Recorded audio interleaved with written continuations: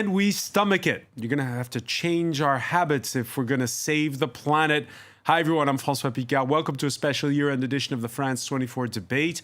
At the approach of the holiday season, amid a pandemic that's got many home cooking instead of restaurant dining, a no longer so quiet revolution is on the march. In a decade, vegetarian dishes are no longer a rarity on Parisian menus. How much of a sacrifice will it be for meat lovers the future? We're going to be talking about ethics, how to feed an overcrowded planet with limited resources, better nutrition, and yes, this is France, so naturally we're worried whether or not the meals of Christmas future will taste any good. Our panel will serve up plenty of food for thought on viable alternatives to a dystopia of bland alfalfa sprouts. Today in the France 24 debate, we're asking about the future of food and the present, because we have with us Chef Didier Kemner, who cracks the whip in the kitchen at Plein Ouest, a restaurant in the 9th arrondissement, specializing in dishes from Brittany. Absolutely. Thank you, François. Thanks for having me. Thanks for joining us. We want to welcome as well Rebecca Leffler. You are the author in French of the new manual of vegetarian cooking. Thanks for joining us. Bonjour. Hi. Claude Fischler is a historian of food. Your latest book, Selective Eating, The Rise, the Meaning, and Sense of Personal Dietary Requirements. Thanks for joining the show. Hello. And from Kampala, climate activist Joshua Omanuk, administrative officer for the advocacy group Rise Up Movement Uganda. Thanks for being with us. Thank you. The France 24 debate, where you can join the conversation throughout the year on Facebook and Twitter, #F24debate. What's acceptable to eat? Well, Exhibit A. In France's culinary capital, Lyon, no foie gras at City Hall receptions this holiday season. Lyon, like Strasbourg and Grenoble, now run by the Green Party. And in the land of foie gras, animal rights activists are increasingly winning over public opinion. However, still, over at Europe's biggest wholesale market, Rungis, this is in the southern suburbs of Paris, it's Christmas as usual for duck meat lovers. We're going to run out of fattened duck, foie gras. Duck breasts, that's going to be very tough. As for the rest, we have the supply and the capacity storage we need. We have the volumes. And so, yeah, bring it on. Okay, so off the bat, we're introducing here Didier Kemner. I think what will be a main topic is that we're all schizophrenic. On the one hand, there's this push to ban foie gras. On the other hand, you just heard, they're running out. So what's going on? Well, every year it's pretty much the same story. I mean, there's always the story between who wants to eat foie gras and who wants to ban it. And on top of that, as you mentioned right in the introduction, we're dealing with the political issues of the Green Party running cities, and of course trying to force certain ideas. The foie gras is a French tradition. We are the country in the world that produces the most, exports the most, and eats the most foie gras. So outside of that, there's just us, France, and no one else.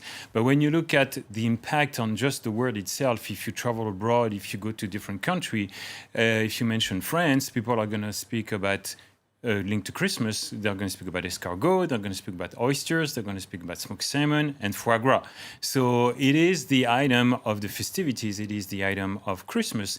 And as a chef that I talked to not too long ago was mentioning to me, because last week, since they spoke a lot about foie gras, we call each other and we're pretty upset about that.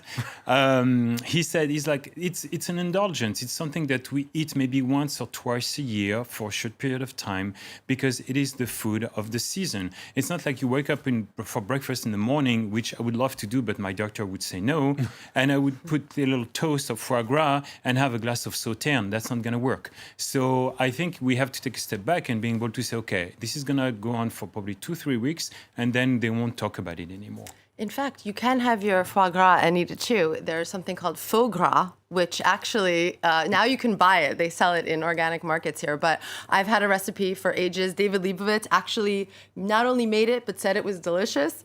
And you can make kind of a faux gras, so a fake foie gras made that's really, savory and delicious, made with lentils and walnuts or mushrooms. So there are, I won't say that you can replace everything with vegetarian options, but there are so many plant-based alternatives now to basically, dare I say, everything. Claude Fischler, do you relish the prospect of faux gras? Well, who wants to eat fakes?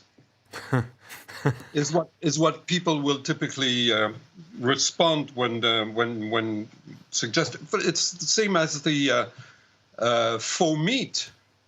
It's interesting that at this point, so far, it hasn't caught up very well on French markets, as far as I know. All the all the plant food substitutes for meat. And what we get typically as reactions from people is it's processed. It's highly processed. So you don't exactly know what's in there. It may be plants, but so there's a sort of a dual response to these things. On the one hand, if it's good for health, if it's good for the planet, we could consider it. But who knows exactly, on the other hand, whether it's fake and whether it's not as bad as the usual processed stuff. Joshua Omanok, this is interesting because you live in a country like much of Africa, the developing world, populations moving from the countryside to the city over time, and that move being from fresh produce, everything fresh from the village, to having processed foods. And now we add to it the conversation we're having here in the West over whether we should be changing our diets to eat healthier and save the planet. Right now, what's the conversation in Kampala? Oh, thank you very much I'm glad to be a part of this. The conversation in Kampala could be a little bit different to that in France. Because in Kampala, relating food and climate is quite far-fetched to many, because many people don't find a linkage between food and climate. In fact, that's why we do much of the advocacy. Because food has always been a building block of life itself in my country. Food has been the building block of societies working together. But right now we are getting to learn that food actually has a role it plays in climate change. Most people in Kampala don't know much about that in Kampala, but very few among us who are doing climate activism will try to teach more. Yeah, that's the conversation in Kampala. Many people don't know about the relationship between the food we eat and the climate change. And having food as sort of the building block is, or the thing that binds people together, is it people wanting on demand different things, or are people happy with the idea we have here in the West in many restaurants of the special of the day, the one dish that is on the menu and that everybody shares? No, in Kampala, many people love the taste of meat. I would say it would be the favorite dish for me. However, they also like so much to consume vegetables and insects. There are insects called grasshoppers. In many countries, they are not eaten, but in Kampala, they are eaten. So many people still eat meat, but also they mix it with these other types of food. But still, the rate of consumption of meat is still so high. Didier Kemner, we're getting now into the issue of tastes. And tastes vary wildly. We live in an age where the individual is hailed, matters more than ever. And in your restaurant, first of all, how long is the menu? And is that something you think about, whether to offer up more main courses or fewer? Well, we've always had a selection that was short compared to other restaurants or other places, because the idea was to be able to offer like fresh produce according to the season and according to. So your menu in the winter is different from your menu in the summer? Oh, absolutely. Yeah, we change. We have usually a fall, winter selection, and then we have a spring, summer selection. And it's also the trend of what we've been noticing for the past few years. I mean, we know that, for instance, some people would come and would try to find something that they are used to have according to their taste, but at the same time, I think it's part also of the restaurant owners and chefs to be able to educate and say, well, listen, well, the month of November, you're not going to have green beans because you know what? They're coming from Kenya.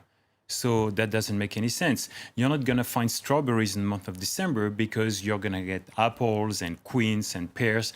And that's basically the first rule that we need to establish, not just for the climate change, but the reason of. So I was born and raised in a farm. So my grandparents never served me strawberries in the month of December, and they never served me fresh tomatoes in the month of January. So you need to follow a little bit of what the weather says and being able to tell people, well, now it's going to be the time for squash, maybe now it's going to be the time for butternut squash, and this is what you're going to get. Yeah, I think this idea of eating seasonally, it's definitely something that I learned really being in France. And I think it's interesting. You mentioned you grew up on a farm. My grandparents' generation, they grew up on farms. So it was really my generation and even my parents' generation where everything started to be processed. And if today, no one ever spoke about gluten before, and now there's all these allergies. And I think it's because, I grew up on processed cereals, and I didn't eat the gluten I was eating wasn't from the local baker at the boulangerie. It was from, You're absolutely processed food. And so I think the seasonality of things, and if you look at, the future of food is really in the past. And I think, you can speak to this in Africa. You're mentioning, going to the village and getting the fresh produce. That's how our ancestors ate. And I think increasingly, I hope, the more we eat locally, the more. And yet, we should just have endives. I was at the supermarket on Sunday. We should just have endives right now this time of year. But no, there's all kinds of lettuce and all types. So what is that about?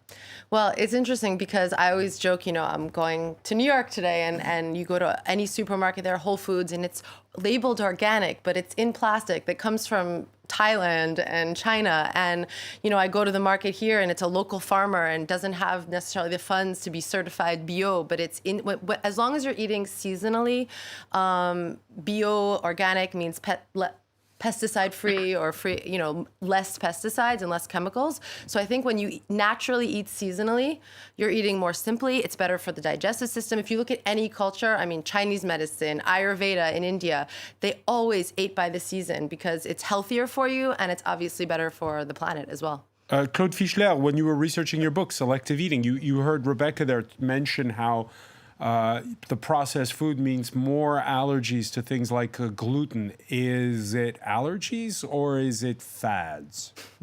Okay, let's not be judgmental about these things. I'd like to make a point that Joshua has been making, if I understand, if I could hear well, that it's not so much about what is eaten, it's more about who's eating and how it's eaten.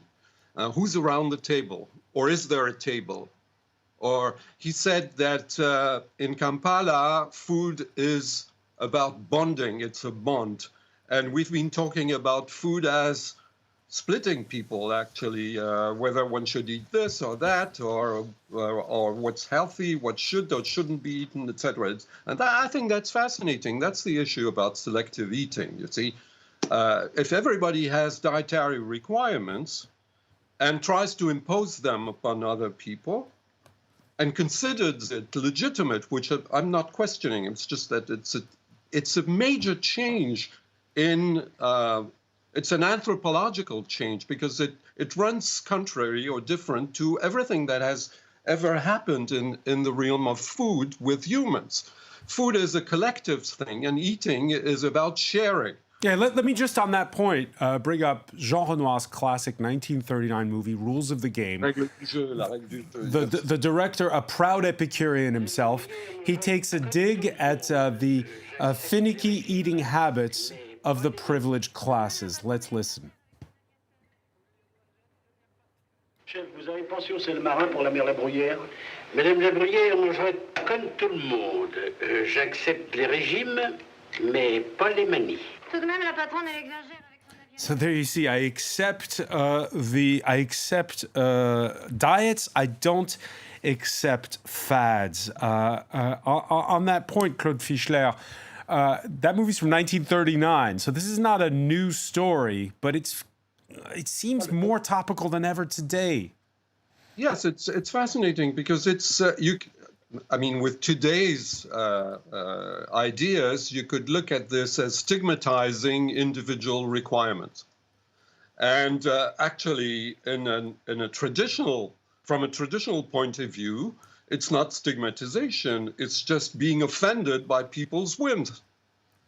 You see, a capricious demand is that it's what it's seen as.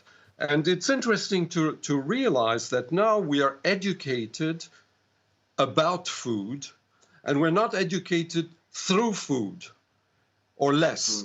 That is, we are taught everything about what we should eat for our health, for the planet. This is good, this is bad, etc., and so forth, and so on. But there's very little in people's minds compared to more traditional societies about the fact that when you sit down to the table, you're actually, as a child, you're actually being taught implicitly or explicitly about the rules of your group and your society, about solidarity, about hierarchy. And we used to be told, do not help yourself first, do not take too much, wait for other people before you start eating. It's all about commitment and consideration about other people. And the contrast today, when you interview people, when you listen, when you analyze the data in the media and everything, it's more about your individual choice. So it's about your preference, it's about your likes, dislikes, ethical requirements, etc., and so on, which is considered increasingly important. And so you're taught now to be a free and responsible consumer. And it's about choice, optimal choice, as opposed to being someone considering other people as a priority. And I find this fascinating. And the question about the future is, how are we going to reorganize everything about hospitality, for instance? Hospitality is basically a reciprocal thing. It's not just the guest that requires certain foods, etc. It's receiving the food that is given to him or her and eating it as a manifestation of the trust towards the host. And we have to invent a new way, a novel way of relating through food. Joshua, just very briefly on this point, are the rules of hospitality, are the table manners, for that matter, evolving where you are? The table manners are still the same. They're not evolving much.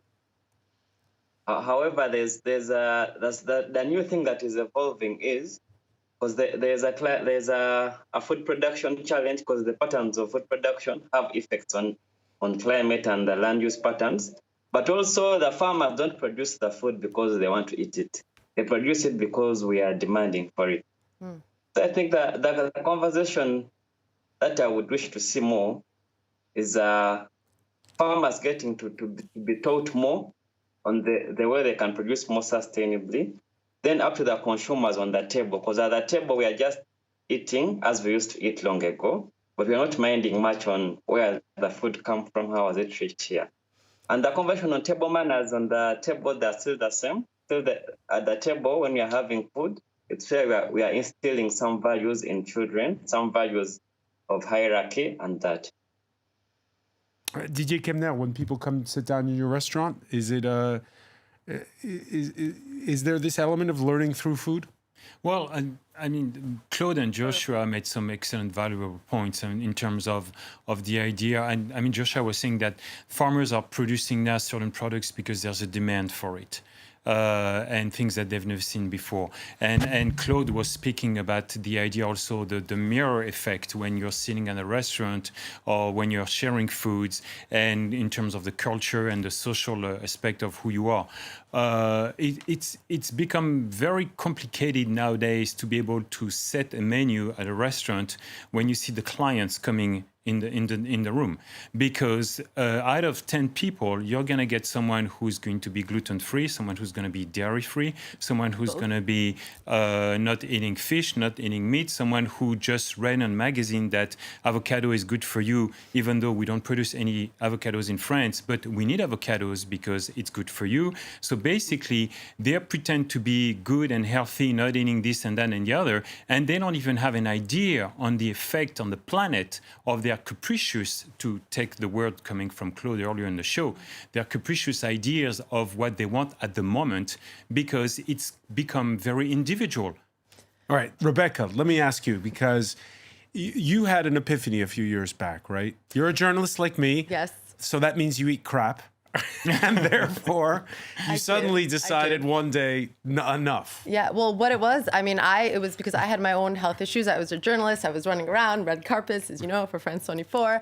And I developed health issues, and I was told, eat this, don't eat that. And I was really trying to find, and I think this is actually what I was searching for, is what kind of the whole world, we're all searching for in the future of food, is finding a happy medium between this didactic, I would speak to all these doctors and health professionals who would say, oh, don't eat this, don't eat this. By the end of the day, there's a joke, like a meme that goes around with a plate of ice, and it says, well, basically, if you want to eat vegan, gluten-free, and please everyone, this is all you can eat.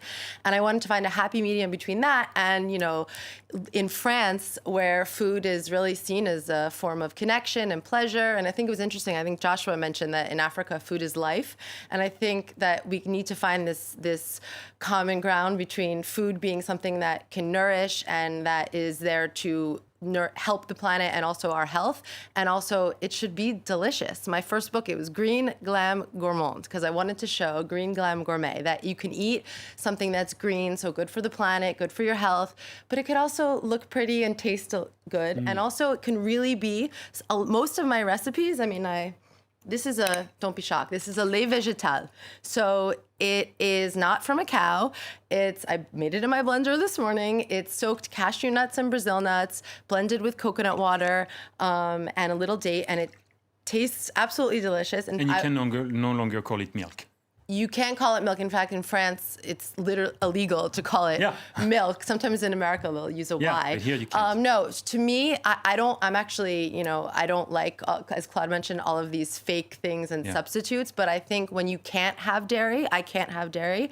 And this is a great way to, you need it for wherever you would use the lait, you can use this in baking, in cooking, and you can make a porridge in the morning. And so there are alternatives. And I think, again, there are people who are doing it because it's trendy. And the avocado situation it's very, I wrote an entire chapter in my first book about my love for the avocado.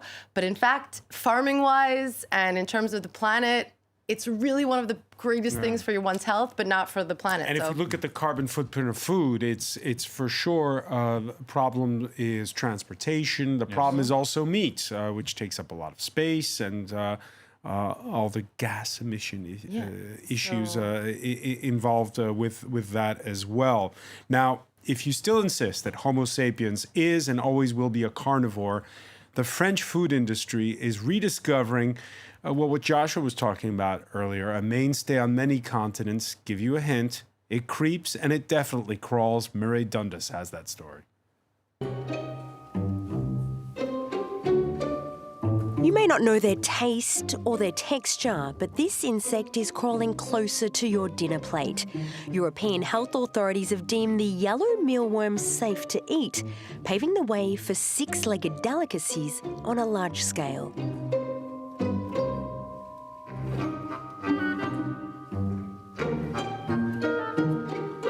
Je suis Cédric Auriol, je suis cofondateur et directeur général d'Agronutrice. On a été la première entreprise en Europe spécialisée dans l'élevage et la transformation d'insectes comme source de protéines. Donc nous avons élevé 9 espèces d'insectes, dont 3 de manière intensive, donc le grillon, le ver de farine et la mouche soldat noir. Le ver de farine, c'est une larve qui est le stade juste avant la métamorphose du ver de farine en scarabée. Sur le continent africain, on a de tout temps et depuis des millénaires consommé des insectes et de façon très importante. Pour donner un exemple, en République centrafricaine, ces chenilles de papillons, c'est des centaines de tonnes qui sont consommées par an. C'est vraiment un aliment constitutif de la ration alimentaire de ces populations.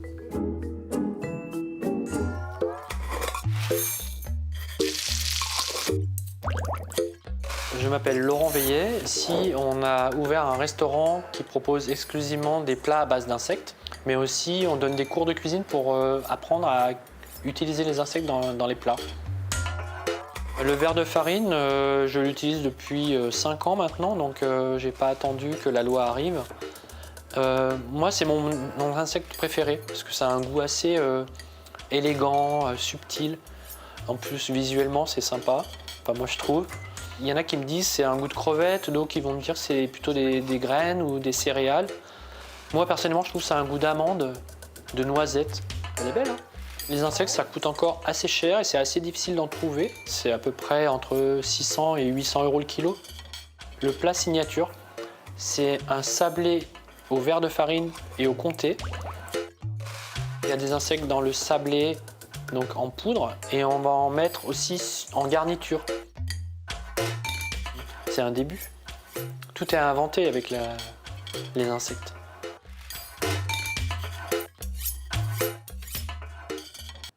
Chef Didier, you've got competition there. Oh yeah, absolutely. It's fantastic. We need to really place this insect story in terms of who we are and where we live. Joshua would be talking about this much better than I do. But many years ago, I worked and lived in China for a while, and I went from Beijing to the north of China and then to the south and all that.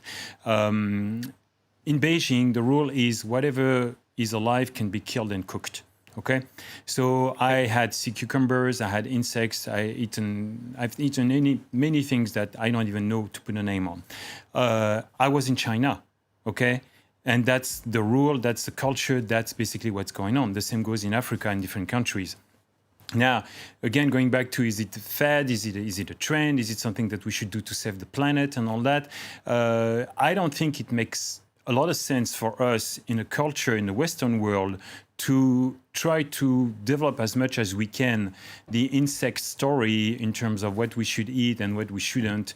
Of course, we need to stay away from meat as much as we can because we know the impact on the planet and all that. But the insect and all that, I mean, come on, you got to be kidding me. I'm going to stay polite and remain correct here. But if I start serving insect on Christmas Day around the table, I could name a few people that are not going to be too happy about this. All right, but Joshua, how do you feel about the French eating live oysters? I think last month I was in Glasgow. There's a restaurant I visited, and I was trying out new dishes from other countries. I found them quite okay, although some were not so tasty. But there was no African in Scotland, so I had to eat Scotland food.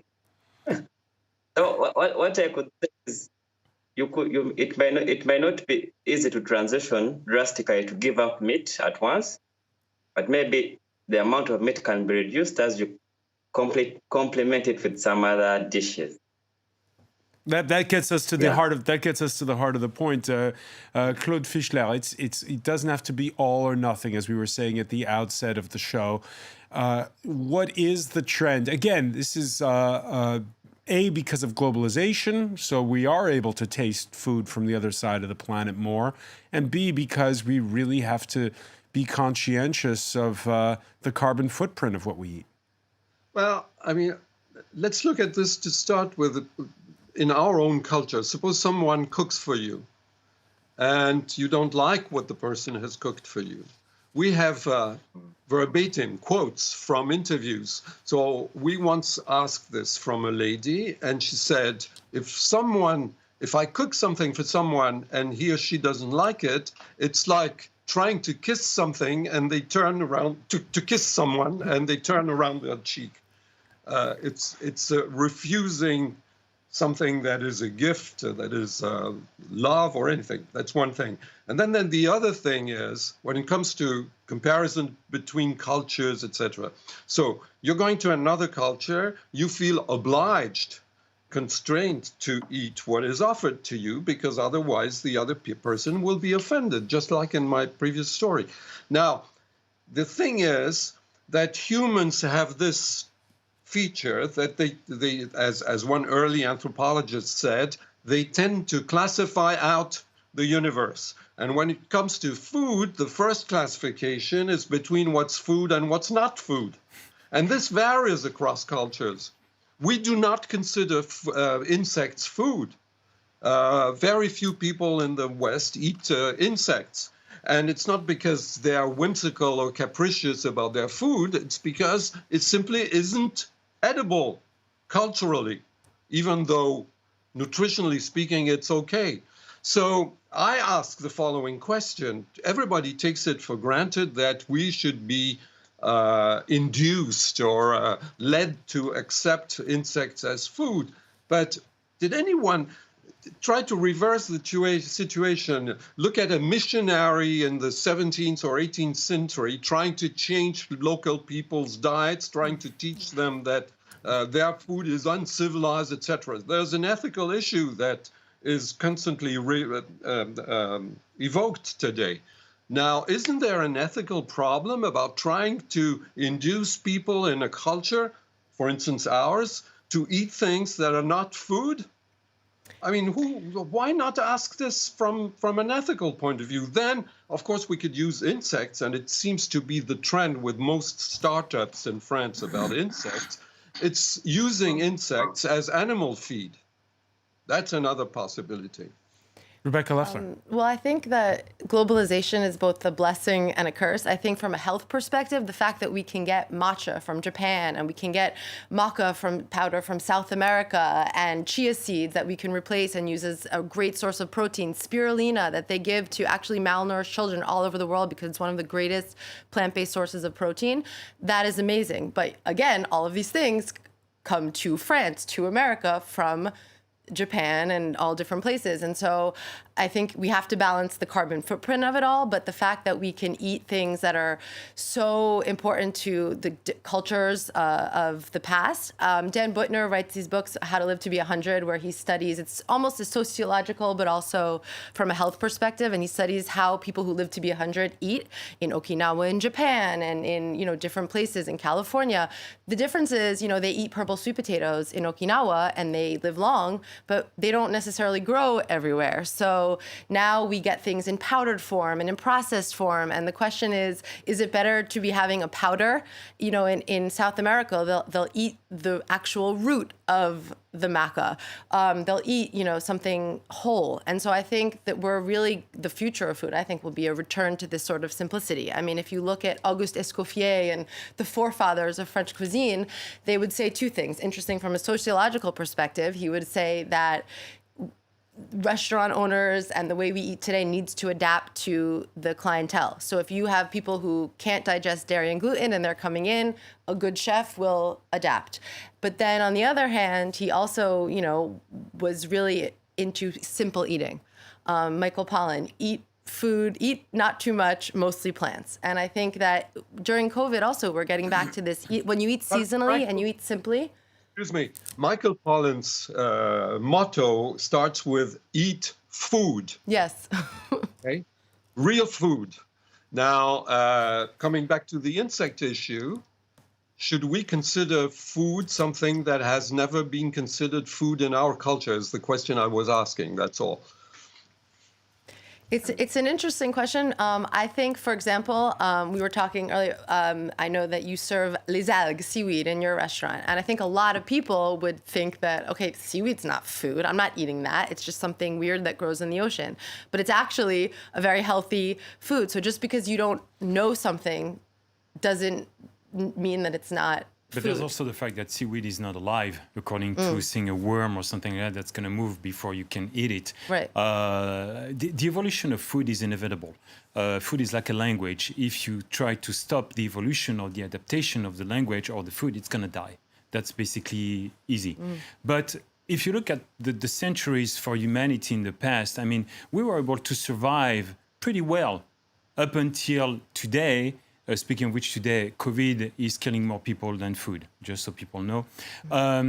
Food hasn't been there, and if you, you were mentioning China, I mentioned China.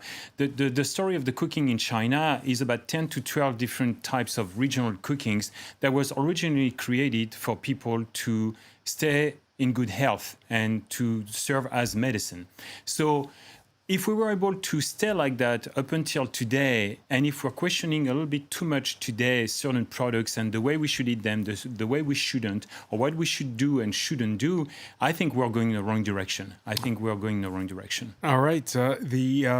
Mary Dundas from France 24's Science Desk found the crystal ball that scientists have. She breaks down the diet of 2050.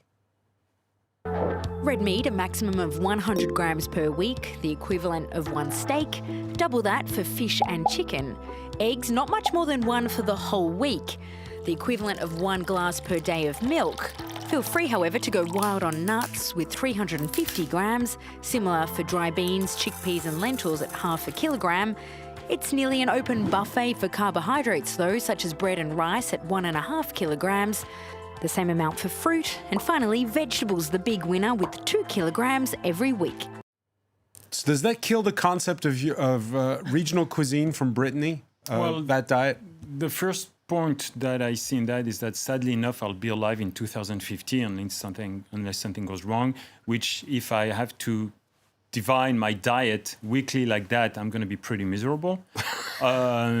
The thing is that how can you, first of all, enjoy food? I mean, as Joshua was saying, and as Claude is mentioning it, it's all about socialization and being able to share and bring the culture together. How are we You can make a great vegetarian. I'm sure we got plenty of things in here, right? Don't get me wrong. And one of the staple side dish in our restaurant is buckwheat grains because it's gluten-free, and we serve it daily because, first of all, I really like it, and it's also something that we can serve to gluten-free diet people, and it's pretty good.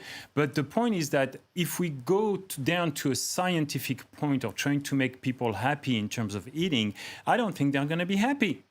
But I think that's interesting because buckwheat is something, it's naturally gluten-free. And I think that that is what we should be eating more of. There are so many things that are just naturally gluten-free, naturally dairy-free without substituting something fake to make something taste like something else. And that's why originally I started writing all of my books, because I would read all of these, I call them vegan junk food books. And it's great because, you know, they're vegan, there's no animal products in them, but they weren't good for your health. They're not great for the planet. There's 50,000 ingredients in them. And I think that people today, and I think when we're talking about the future of food, I think this is something I get a lot, I'm sure you do too. Everyone's busy and everyone wants things that are quick, simple but elegant. So Rebecca, before we finish, I want to go around the room quickly and ask, what's in your perfect Christmas meal? Well, it would definitely be some mousse au chocolat made with, from a health perspective, it's great, but avocado. There's actually, I did a bouche de Noël with the French pastry chef, Sébastien Godard, so it's possible. A chocolate log. Yes, it would be a simple meal. I would say maybe a quinoa or buckwheat base or rice. Auguste Escoffier wrote an entire book about rice. It's coming back. A lot. It would kind of look like that little diagram we saw with a lot of vegetables, some fruit for dessert. And you know, there you can make roasted Brussels sprouts, maybe a little faux gras, made with some lentils and walnuts, and yeah, it would be delicious. Some algae, some seaweed. Claude Fischler, it's been a hard year. What's in your perfect Christmas meal? Well, everything that should be there would be naming foie gras and or oysters and the usual bird that would come with it. Probably a chapon this year, that is a castrated rooster. And how about in the Omanouk household? If I tell you my Christmas meal, I would only have to supplement on something, because I believe the food challenge, we have to look at it at a bigger picture. Just like we saw when the world has a common challenge, like we have seen in COVID, people do so many things they're not comfortable with. There's several things that we did in Uganda that they are against our customs, and I know it has also been done in some so many other countries. But just to get a global common solution, sometimes we have to go out of our way to try to create a solution. So sometimes we might eat foods we are not accustomed to, or we might reduce the number of times we eat meat just for a global solution, just to see the bigger picture. And my perfect Christmas meal would be a dish of grasshoppers and rice, and also some peas. Oh, great. Protein. And what about at Plan West? Well, I'm sorry to say, Rebecca, we're not going to spend Christmas together because I'm going to clothes.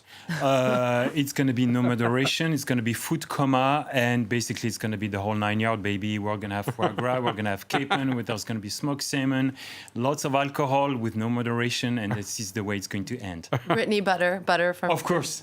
Yeah. Butter from 100% Brittany. fat. Butter from Brittany. Well, I hope we can all break gluten-free bread. All right. Well, here's wishing you excess and moderation depending on your tastes. I want to thank you so much, Didier Kemner. I want to thank Rebecca Leffler, Claude Fischler, Joshua Almanuk. Thank you for being with us here for this holiday edition of the France 24 debate.